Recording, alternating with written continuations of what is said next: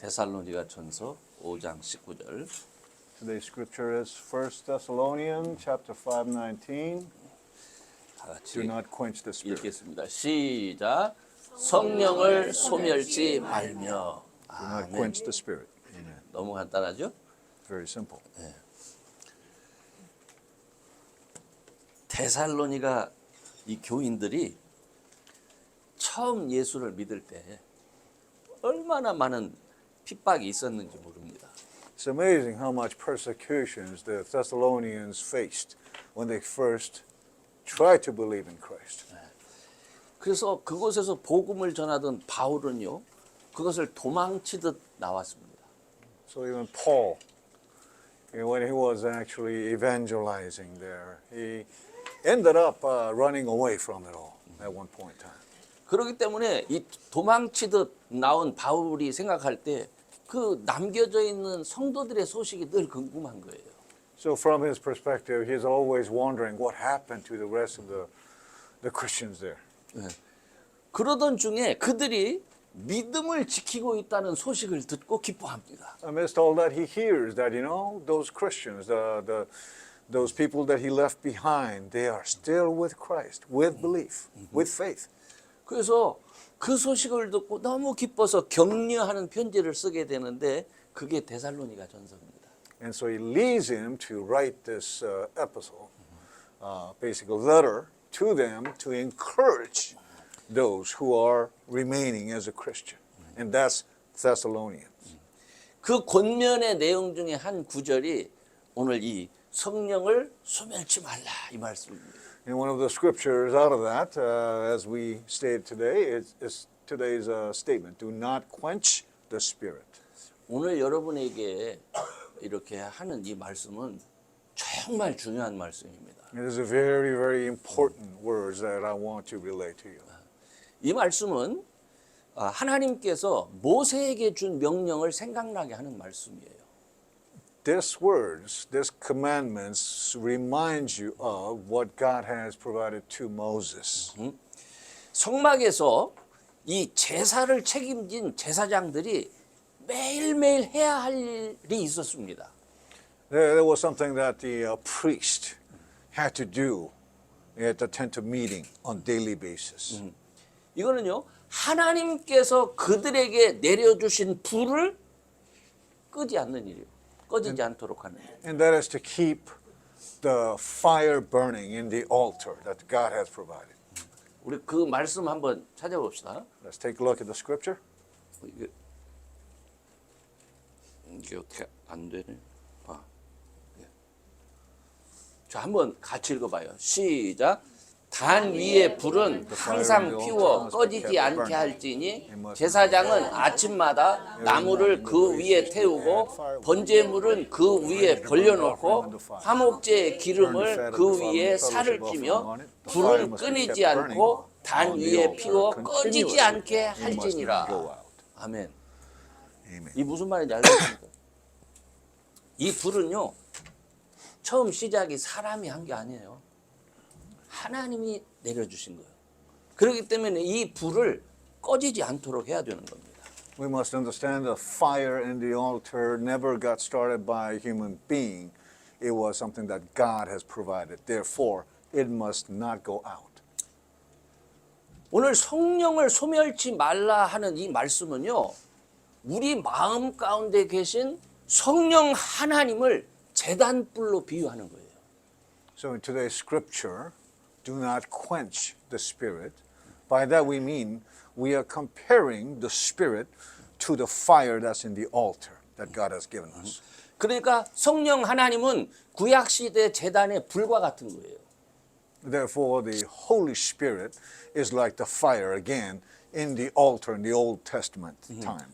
그러니까 하나님의 백성들이 하나님을 만나려고 하면 먼저 하나님께서 주신 그 제단의 불로 제사를 지내야 되는 거예요. In order for people of God to meet God, the first thing they had to do was to give the offering, the burnt offering, fellowship offering, whatever it was, on the altar. 그렇기 때문에 하나님을 만나기 위해서는 반드시 이 제단에 불이 있어야 되는 거예요. Therefore, there had to be fire going on this altar. 여러분 갈멜산의 엘리야 선지자를 아시죠? Do you remember Prophet Elijah on Mount Carmel?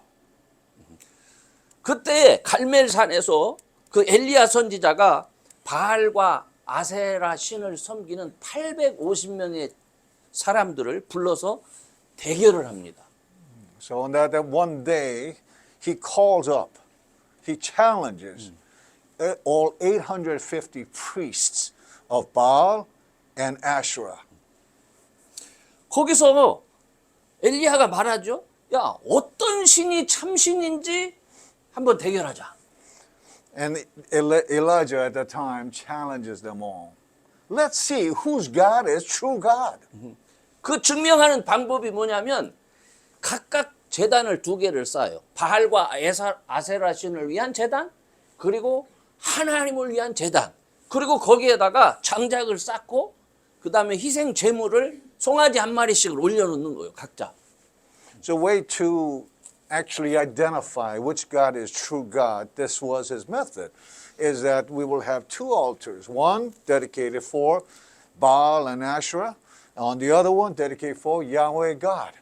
And then of course on it put all the woods and necessary, including the bullock, on each and every one of both of the altar, and see which God takes the offering. 자, 그래가지고서는 자, 그렇다면 먼저 한번 해봐라. 그래서 바알 신을 섬기는 사람, 아세라 신을 섬기는 선지자들이 자기 제단 앞에서 불을 내려달라고, 불을 내려서 이것을 받아달라고 막 소리 지르면서 아침부터 정오까지 그렇게 합니다. And so when Elijah gave them the first chance to go ahead and appeal to their gods to take the offering, and so there they are, the priest of Baal and Asherah. They're starting the morning until the afternoon. Basically, they just wailed and wailed, seeking and searching out, yelling out to their gods. 자, 오정이 지날 때까지, 정오가 지날 때까지 아무런 소식이 이제 없었어요. 그래서 엘리야 차례가 됐습니다. So passing the noontime, nothing happens, and so it was now Elijah's turn. 이제 엘리야가 사람들에게 오히려 말합니다. 야, 물 길어다가 바켓을 양동이를 가져다가 이 위에다 보라. Now Elijah tells the people, hey, on top of that altar, go ahead and pour some water. As a matter of fact, 4 jars of it 3 times. 그 계속해서 붓고 나니까 물이 흥건해져 가지고 재물에도 그리고 나무에도 또랑에도 물이 흥건하게 넘치게 된 상황이에요. To the point where the water was overflowing over the altar and the rim and the trench that was dug around the actual offering, the altar. 그때 이 엘리야가 하나님 앞에 기도합니다. At that time, of course, Elijah prays to God. 하나님, 여기 많은 백성 앞에서 하나님께서 참 하나님이심을 나타내 주십시오. Lord God, in front of all these people, may your presence be manifested in front of every one of them so that they know that you are the true God. 그렇게 기도했을 때 하나님께서 하늘에서 불을 내려가지고 번제물, 돌, 흙을 다 태우고 도랑에 있는 물까지 다 그 불로 핥아냈다고 성경은 말씀하고 있습니다. And so the scripture says, accordingly, God brings down the fire from the heaven, licks up not only the offering itself, but the water in the ditch that was dug around. 오늘날 하나님께서 기뻐 받으시는 예배가 되게 하는 것. 그것이 성령 하나님입니다. So the Holy Spirit, as we know, is in fact the factor, okay?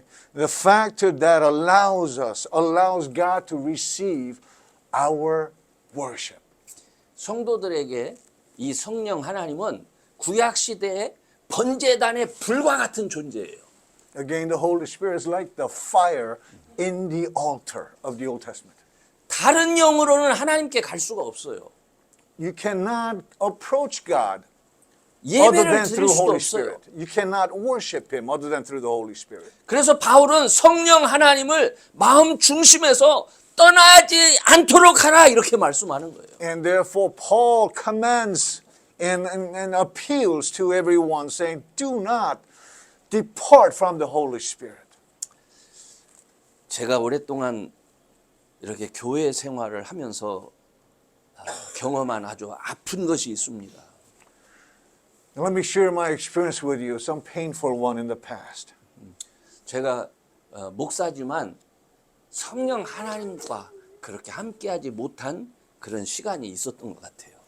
There were times in my past, despite me being a pastor, I have not been very close with the Holy Spirit as I should. 아마 저에게 가장 큰 고통과 시련의 기간이었던 것 같습니다.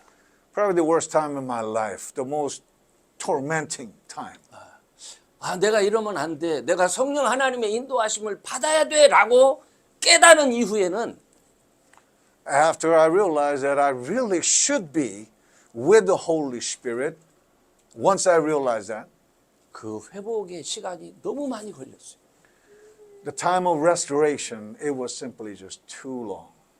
성령 하나님의 역사를 잃어버리기는 너무 쉬웠어요. It was easy to forget the works and miracles of the Holy Spirit. 그런데 다시금 그분과 함께하는 시간까지는 너무 긴 시간이 필요했어요. But to restore back the time that was lost, it just took too long. 우린 이런 일을 사무엘 3장에서 발견합니다.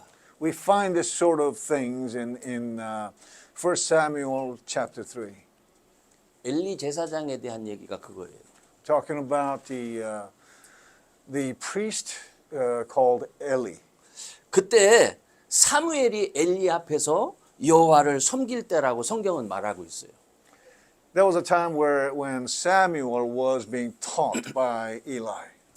그때의 특징이 있는데 그 특징이 뭐냐면 하나님의 말씀이 희귀해서 이상이 흔히 보이지 않았더라 이렇게 말합니다.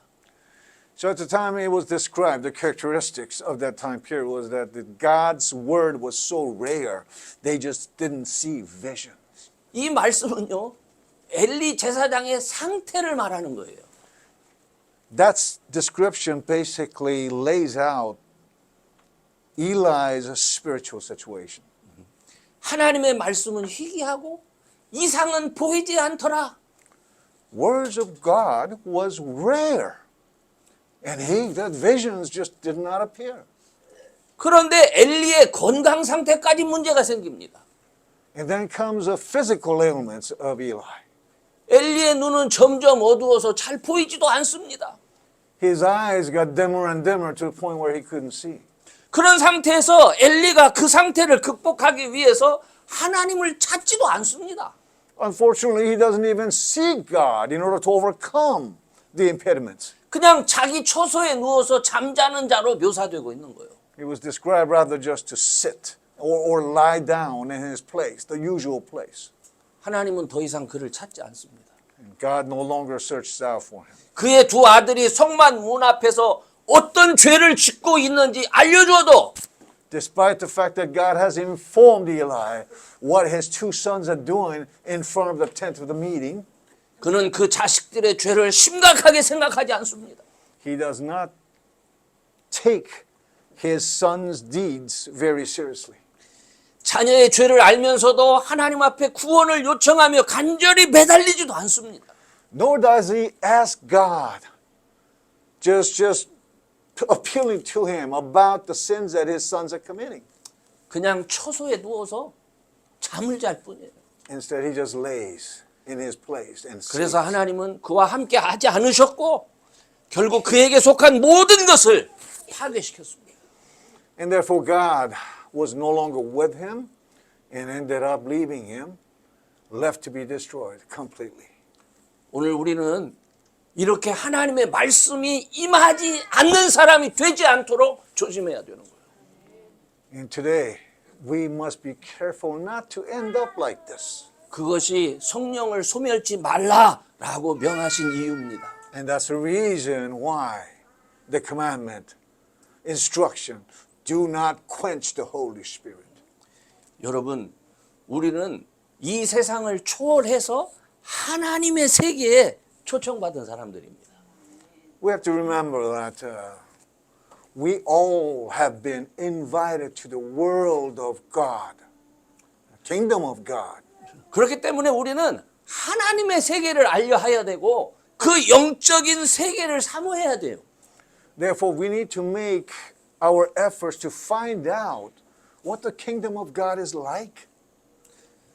성령의 인도하심을 따라야 되는 거예요. We have to pursue the guidance of the Holy Spirit. 그렇지 않으면 성령의 인도하심에 둔하게 되고 그래서 육체가 이끄는 대로 살게 되는 거예요. Otherwise, we'll be insensitive. We'll be numb to the guidance of the Holy Spirit and end up living following the physical ways. 육체는 소멸되어 갈 수밖에 없어요. The body will have no other choice but to decay. 여러분 안에 오신 성령 하나님의 인도하심 안에서 여러분이 날마다 강건해질 수 있는 겁니다. And only through the Holy Spirit that's within you can you be empowered on daily basis. 그렇기 때문에요. 성령을 소멸하지 않으려면 늘 주님을 바라봐야 되는 거예요. Therefore, in order to not quench the Holy Spirit, we need to always to be seeking God. 데살로니가 성도들이 처음 예수를 믿고 난 이후에 살다 보니까 너무너무 힘이 들고 어려운 겁니다. So initially, when Thessalonians first heard of Jesus and wanted to trust and believe in Him, the life was really hard for them. 아마 그들은 신앙생활이 너무 힘드니까 도망치고 싶었을 거예요. The Christian life itself, because it was so hard, they just probably wanted to run away from it. 그때 바울이 그들에게 기억시킨 게 있습니다. At that time, Paul has reminded them of one thing. 그게 바로 데살로니가 전서 1장 5절에 나와 있는 말씀인데요. 한번 같이 읽어봐요. 시작. 이는 우리 복음이 말로만 너희에게 이른 것이 아니요 오직 능력과 성령과 큰 확신으로 된 것이니. So it says, 1 Thessalonians 1 through 5, for our gospel did not come to you in word only, but also in power and in the Holy Spirit and with full conviction, just as you know what kind of men we prove to be among you for your sake. 야, 예수 믿자. 교회 다니자. 이렇게 해서 믿은 게 아니라는 거예요.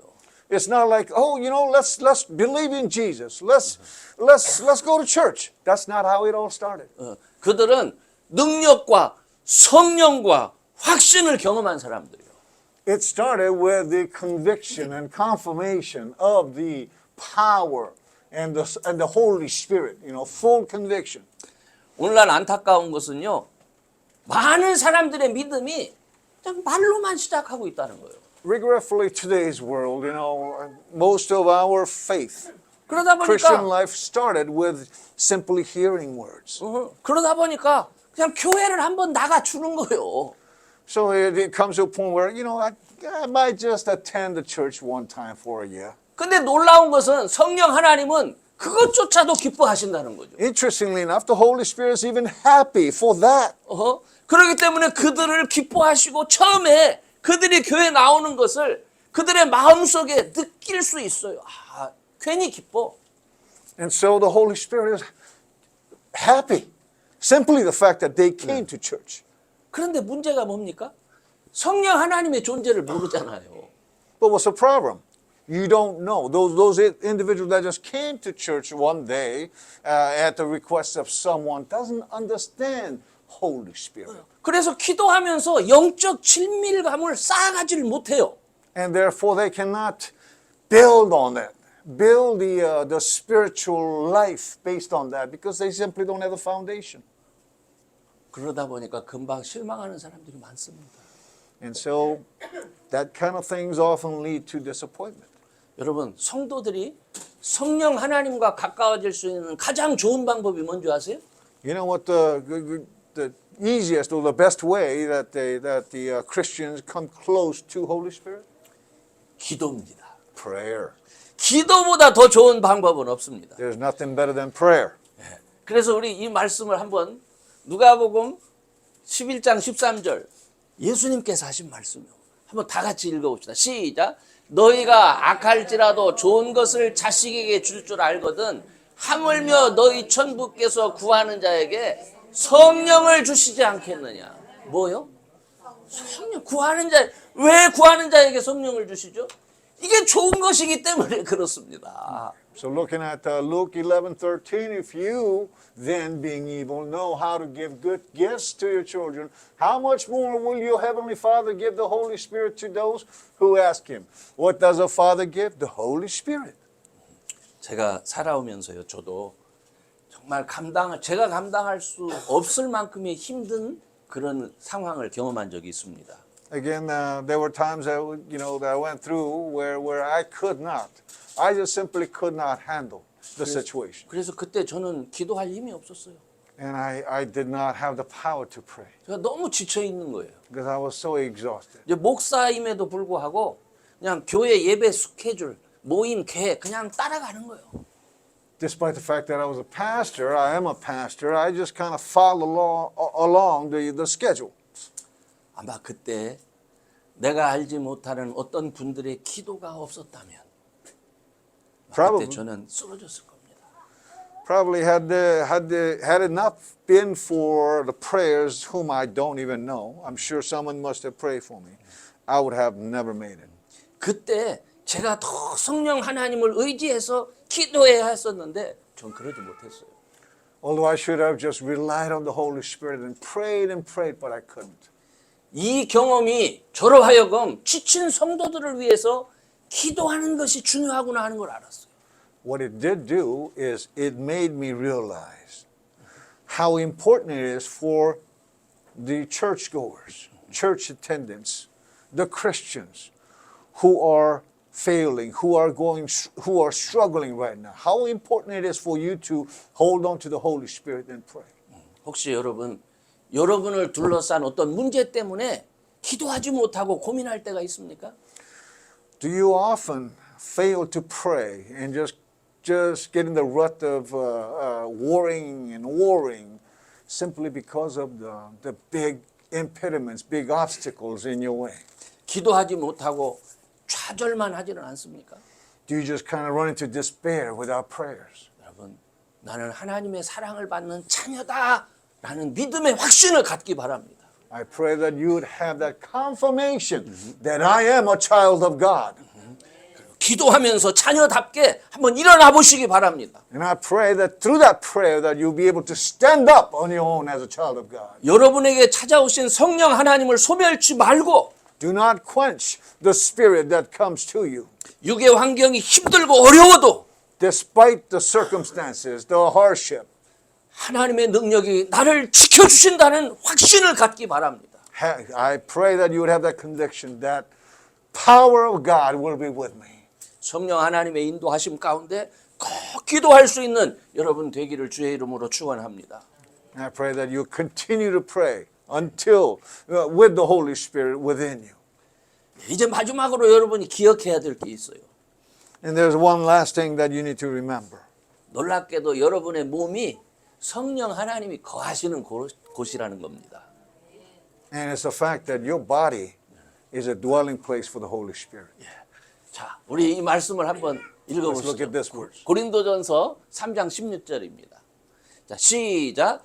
너희가 하나님의 성전인 것과 하나님의 성령이 너희 안에 거하시는 것을 알지 못하느냐. 1 Corinthians 3:16, do you not know that you are a temple of God? Temple of God, and that the Spirit of God dwells in you. 예, 그 다음에 하나 더 봅니다. One more. 자, 시작. 너희 몸은 너희가 하나님께로부터 받은 바 너희 가운데 계신 성령의 전인 줄을 알지 못하느냐. This time 1 너희는 Corinthians 너희의 chapter 것이 6. 아니니라. 아멘. Chapter 6 instead this time. Do you not know that your body is the temple of the Holy Spirit who is in you, whom you have from God, and that you are not your own. 여러분, 성전이 뭡니까? 성전은 예배하는 장소입니다. Your temple. 하나님이 계신 곳입니다. Temple is a place where God dwells, and temple is a place where you worship God. 그렇기 때문에 성도들의 삶이 예배하는 삶이고 기도하는 삶이라는 걸 말씀하는 거예요.